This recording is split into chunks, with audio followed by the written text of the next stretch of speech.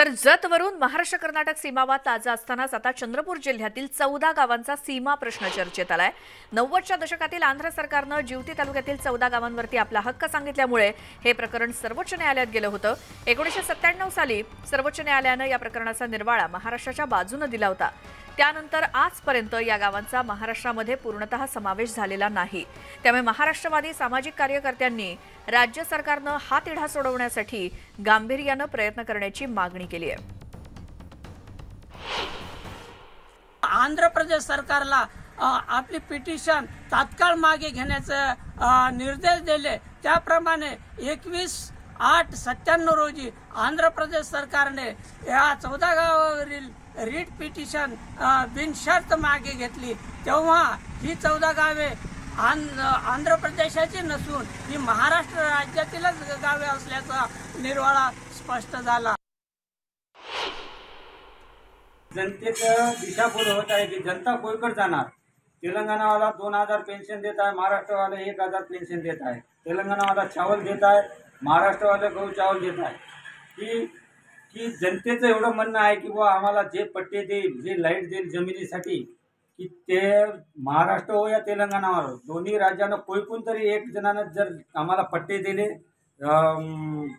Current दिला तर तिकडं आम्ही जाऊ म्हणून जनतेचं म्हणणं आहे। हैदर शेख आमचे प्रतिनिधी आपल्यासोबत फोनलाईन वरती आहेत। हैदर, चंद्रपुरातल्या या 14 गावांच्या आता ग्रामस्थांचं काय म्हणणं आहे आणि काय स्थिती आहे सध्या? चंद्रपूर जिल्ह्यातील जे जिवती तालुके आहे तिथे 14 गावं सीमालगत आहेत दोन राज्यांच्या, आंध्र प्रदेश आणि महाराष्ट्र।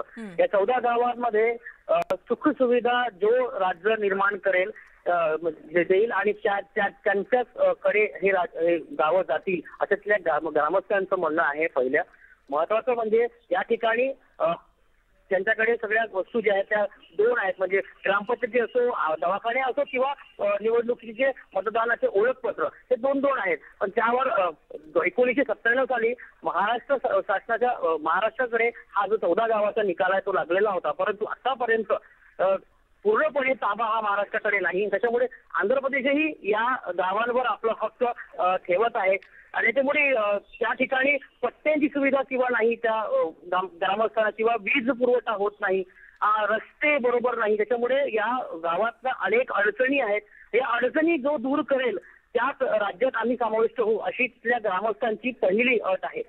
जी हैदर, धन्यवाद या सगळ्या माहितीसाठी। त्यामुळे चंद्रपुरातील अशी 14 गावं आहेत जी आंध्र प्रदेश राज्याच्या सीमेवरती आहेत आणि त्यांचा सीमा प्रश्न सुद्धा आता पेटलेला आहे आणि हा सीमावाद सोडवण्याची मागणी स्थानिकांनी राज्य सरकारकडे केलेली आहे।